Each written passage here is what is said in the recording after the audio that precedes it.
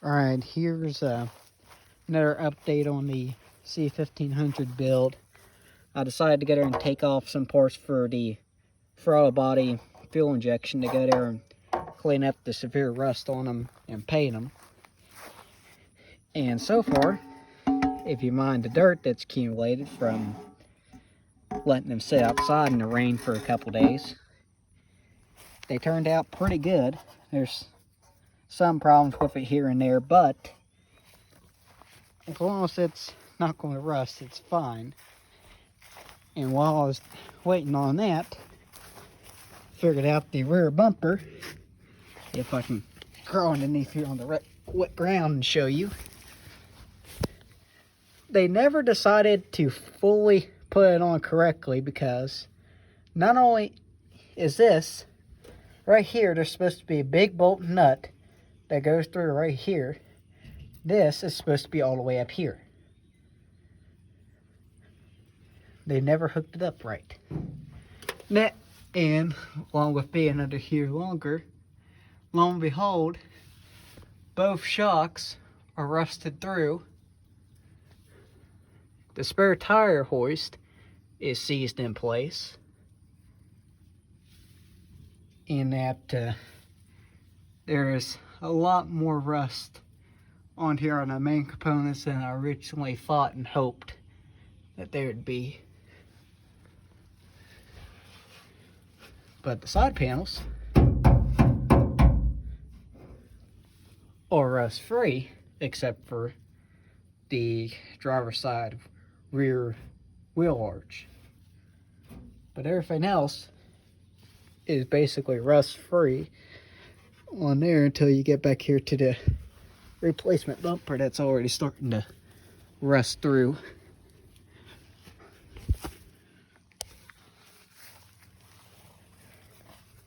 And so far, here's what the body work is turning out on the minor rust that's breaking out. And Bondo is very hard to work with, but it will last a lot longer, and it turns out a lot more solid than what your regular Bondo will. And while I've been working on that, I've decided to come in and check the interior after removing the carpets, and I was met with all of this. All of the driver's side floor, all the way up to the support for your seat to bolt, has been completely rotted out. It's rotted out up into the transmission tunnel. And for me, I'm not a person that's going to dish out $200 for just the driver's side floor pan that doesn't include the transmission tunnel. And that's why I'll show you what I've been doing here at the passenger side. I've been grinding the rust down using rust remover, and I patched one hole with the welder I have, which is a flux core welder. That, if you can see, I'm pretty limited with what I can do. And even on the smallest, if I hold a weld on here for about 1.5 seconds, it will just burn a big hole through this sheet metal. So I've decided to take a 1/4-inch plate, is what this is, and I've decided to cut it a little bit smaller, go on the corners, make a bead on the plate itself, and then run the bead over to the sheet metal and continue it all the way through on both sides to keep it from burning through on the sheet metal as much as possible. Not only that, but the trim on here is decided to house everything that needed to grow mold, and the heads on here have decided to completely strip out. So now I'm stuck with, I can't get this trim up, nor can I get the trim on the driver's side. That and the Torx head bolts here that hold the seatbelt on have decided to froze in place, and I can't heat it up, because if I do, it burns the carpet and the flooring, which is really bad debris. Plus, you have a piece of plastic here that you really can't heat up. Second, penetrating fluid is having no effect to it. And when it came down to my bit, if I can find it here really quick. Oh well, where the bit basically decided to explode into 4 different pieces. So I'm stuck with now either just going and cutting this off, welding a regular nut to it, and hoping that the heat from welding it will break it free, or going underneath, scraping away all the undercoating away from this, taking a blowtorch and heating it up as hot as possible, and try to get it out. The driver's side, I never did get a chance to do, but so far on the body work on the passenger side, it's nowhere near as bad, and you can see how I'm going here marking out the cut with a drill and a angle grinder with a grinding wheel, because, well, working with a cutoff wheel on here, it doesn't really want to work because it likes to kick, and when it kicked, it decided to do this, and it shot off and broke into a bunch of pieces. But so far with one of these old grinding wheels I got that's pretty thick, it's working okay to go there and grind it down to where I can do it. I'm going to bring my little air compressor over here with a air-powered cutoff wheel and going and cutting all this here out and try to weld it in some new steel. When it comes to the driver's side, I more or less am just going to take angle iron and 1/4 inch plate and just plate the thing. And where it comes to where it's ribbed before, they give it structural there in the middle. It's just going to be a piece of angle iron that's got that plate has holes in it, so I can spot weld it to make it work. That was one major thing I've been dealing with. The second is, if I can open the hood, that I no longer have spark going to here, and I cannot figure out why. There's power going to the coil, there's power going to the distributor, there's power coming out of the distributor, but the spark plugs are good. I checked the wires, they're good.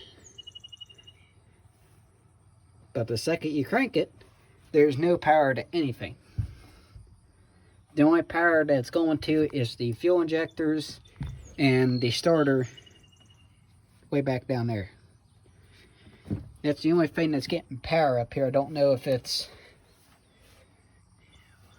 exactly what's causing it to be that there. I don't know if it'd be the control box or just fuses in the fuse box, or even just a clipped wire that could be causing it. But I don't know, and I really don't have the time and effort to worry about it for right this second, considering that they went there and decided to, for a lot of miscellaneous plugs, to unplug them. And if you plug them up, all that happens is the battery within about 40 seconds goes dead. So I'm assuming somewhere along here on the whole wiring harness for this whole truck is that there's wires that's gone and rubbed bare, and I cannot find where they're at. Because if you hook this one up, it goes dead in about a day. You hook this one up, it goes dead in about half an hour. And last but not least, you hook this one up, it goes dead in about 20 minutes. Cannot figure out where on any of these it's either cutting to, rubbing, or the installation on them has just fallen off, rubbed off, mouse chewed it into, whatever. Something that on here is screwed up pretty bad. Wound up buying a tune-up kit and all of the electronics to essentially replace all of this. I know the fuel injectors will fire when you crank it, so at least I know that for them, they're good. I know I've got power going to the fuel pump. I've never got power going to everything until I crank. So it's just figuring out on that. Then after I get that fixed out, I'll have it here hopefully all done. And I'll try to show you more. But what I don't understand is when they went there and did it, they went there all around where the seat bolts. They went there with seam seal and sealed all around this. And that's what this stuff here is that's in this hole. Is they seam sealed it and at the bottom of the bolt, I'm guessing to keep water from coming up through the threads or something. And essentially, when it came to taking the bolts off, I was having to take a 1/2-inch drive breaker bar and a 4-foot long steel pipe and wrench out these little bolts. Same bolt, but never originally tried with a 1/2-inch drive ratchet. That wouldn't work. So then it came time to go with a breaking bar and just nailing them until they go. And actually for removing this seat, it was pretty easy. It's just 4 of these. I'm pretty sure they were 5/8 size. And then there's 2 of these that's back here on the back that you've got to take off, and then you can take the seat off. And then, last but not least, you have this wiring connector that I don't understand what it goes to. All I know is it goes up in here, hooks up into this giant mess of wiring in here, and goes somewhere to the engine. That's all I can figure out.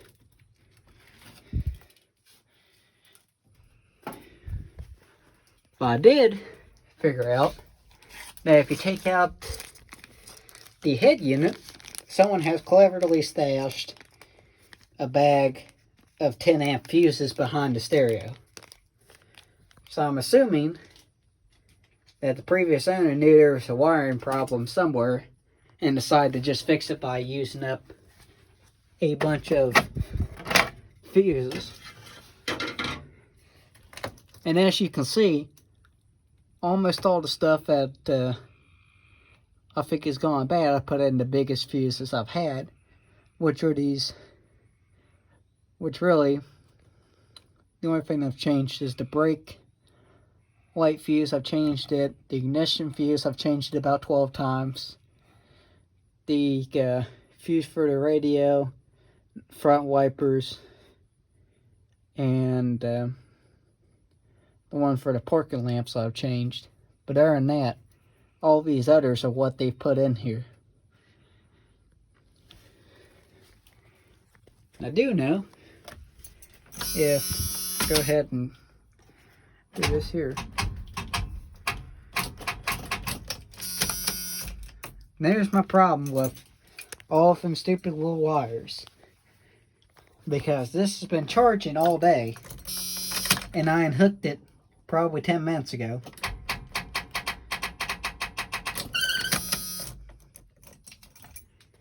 And that's something that's starting to tick me off more and more each time I come out here. But basically, other than the rot here, and on the passenger side for this truck, and the little bit here, there's not been a whole lot of rust. And to show you why, here's the stupid bed liner that they came with. it will hold water. Apparently, when I talked to the previous owner, it would hold water until it would completely overflow the bed. So he decided to go there and drill a big hole in here so that the water level cannot possibly go above this.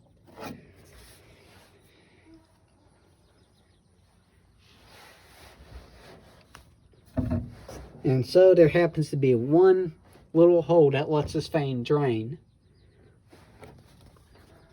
But as for the headliner, this fan here is basically shot. The fabric's shot.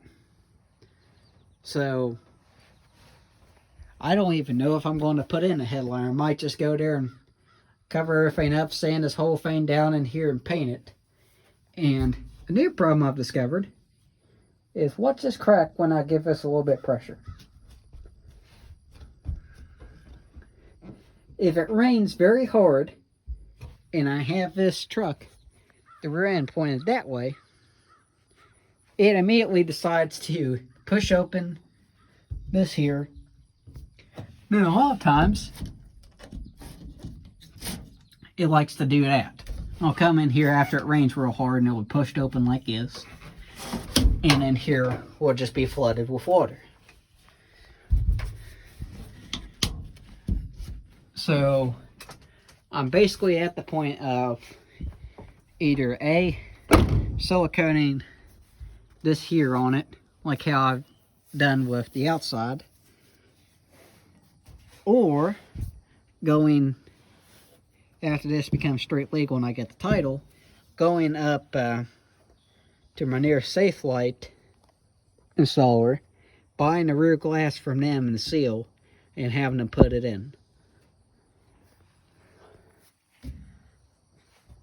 And I can say this is very helpful whenever you have something hooked up to the back of this, like how I've had that hooked up behind this, pulling it, or in my case, using it to push it to where it's at, and not exactly being able to see completely what's going on and how far everything is.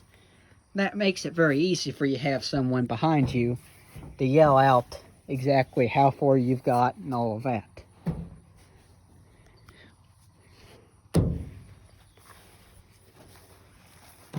I have gone here, I've tried to go there and see if I can fix, I've got this brake drum where it likes to go and seize up on me all the time. I'll try to get back here where you can see it, but probably not. But the parking brake cable, which happens to be only going to this side for some reason, from where someone has cut it off over here and just left it to the passenger side, has gone there and made it where this one can't be froze up when the parking brake sticks. But this side over here constantly gets froze up because the parking brake line is rusted in place. It does not want to move. So if it sits for very long, I have to go and jack it up, take the wheel completely off, take this cover off, then go there with pry bars and hammers, take the brake drum off, spray it down with WD-40 so that the brake drum can't go, so that the brake pad on there, essentially, the band, can't grab the drum on here and cause it to stop. So this way I can at least move it, push it, pull it, whatever.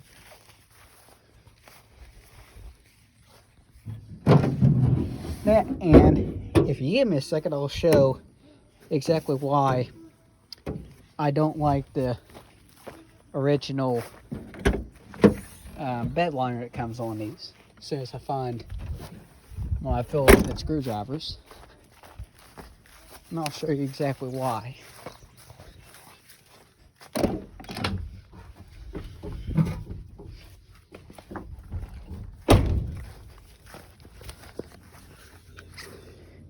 For this one here, someone's decided instead of using the one single bolt up at the top and then the 3 down here at the bottom, that it'd be best to drill 2 extra holes down here on the bottom, and go there and make it where it just clamps up at the top.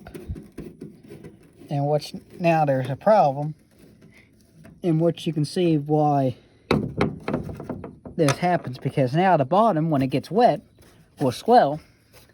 It caps up with this. This completely seals against water, and now you have water that can get down below the bed liner and essentially stays in the bed, because the 2 holes to go and remove it are clear up here at the front. And if it happens to leak down in the middle, well, now you just have a big moisture trap with it stuck in the middle, and it has nowhere to go. So now all you have is water that's stuck here directly in the middle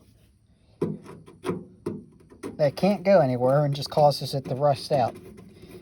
And that's what up here is starting to do on the tailgate, and it's starting to get worse on the bed. But if I take the bed liner out and I leave it out, I can't put it back in, because it will warp to the point of where you cannot take it out no more. I've got rust starting here, and it was a lot worse on here before, but I ended up going there with a wire wheel and wire brushed this whole thing down, and you can see the pivots where they've basically decided to rust in place. The cables, you can see why, one reason why I don't like this: moisture trap. Plus, where it rubs on here, now you have rust. Plus, watch.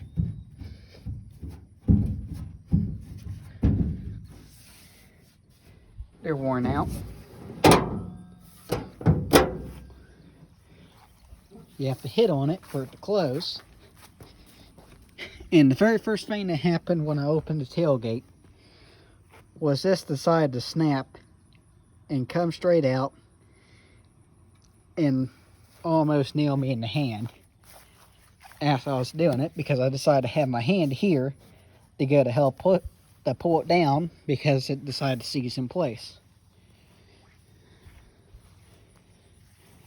I ended up finding a protector that, after I get this thing running right and working, I'm going to putting on here, that the whole kit is going to be about $150. But essentially, it clamps on here on your bed rail and on your tailgate, except when it clamps, it comes down to this body line here. And you have sealer that comes with it. Now you have to seal all along both sides of this so that it keeps water, moisture, everything from coming out. But it still has these factory holes for if you want to put something in there, whatever. It's whatever you want to do with them, you can do it.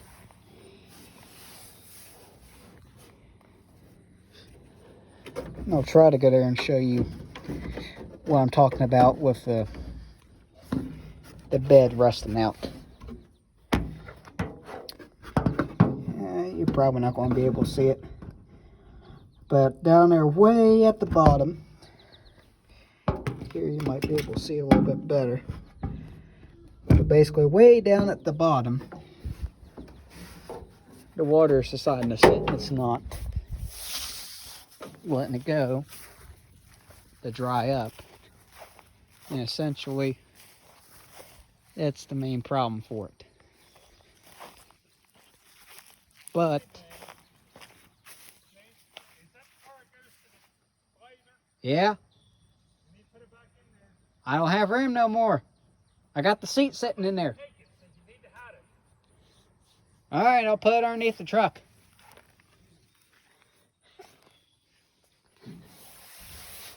But for all intents and purposes, I'm going to end up redoing the whole body on, well, not the body, redoing the whole floor on the driver's side with heavier duty parts, fix the passenger side as best I can.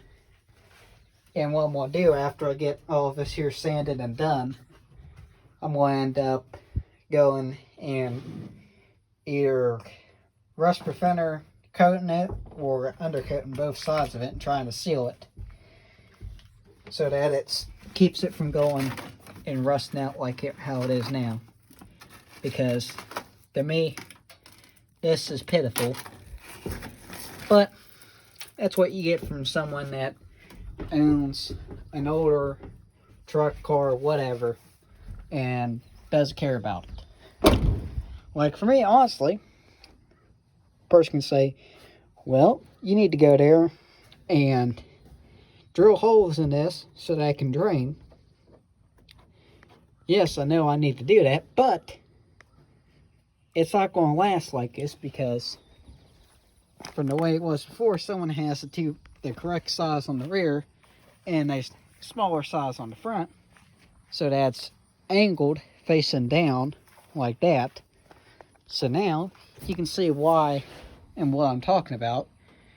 There's no water back here. There's none. You go up here, there's probably a good 2.5, 3 inches of water in here. And before I ever pressure washed it, the front had a water line just right below that, right about here. And it molded all the way around. And then when it got there to the back, it was down there clear at the bottom.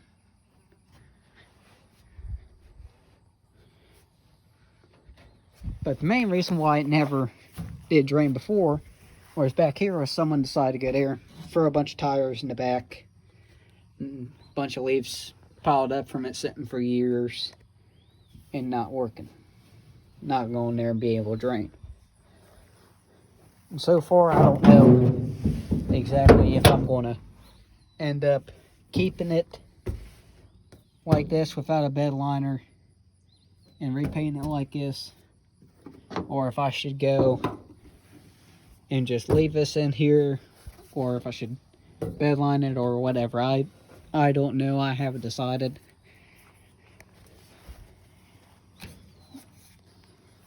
But basically that's what I'm hoping to do for the next bunch, is go and get the interior rust, all of that goodness there done on the inside, and try to figure out why I'm not getting it to run on here. And then after, if I get that done by next episode, I'm hoping I can go and end up repainting it, because you've seen what it looks like on the outside, and here's what it's ended up doing from the under the hood from the engine. And this is not paint. This is oil and grease from where someone decided to go and leave the dipstick pulled out like that and ran it. Bunch of oil shot out, and you can see where most of the oil went.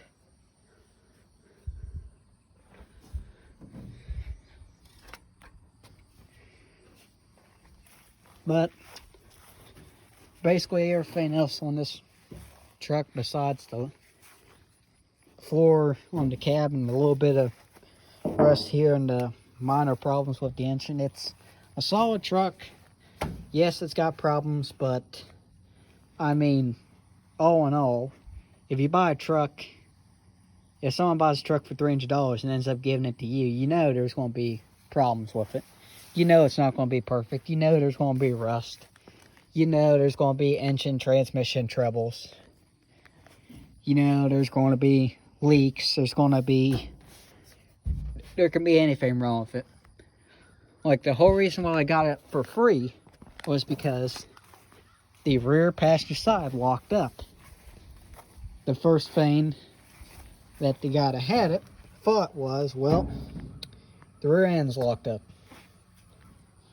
I'm not going to take the thing home and have it to deal with the rear end being locked up. So he just left it. And after a little while of him finding out that I actually like this truck, that he went there and basically said to me, if you want it, you can have it. I'll be up sometime to go and give you a title.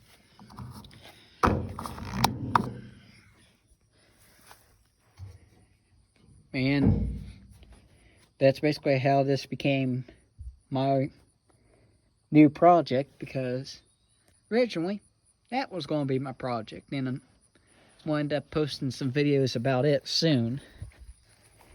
But that's basically going to wrap up for this one for today. So if you haven't watched any of the other videos, please do. And that'll be it for today.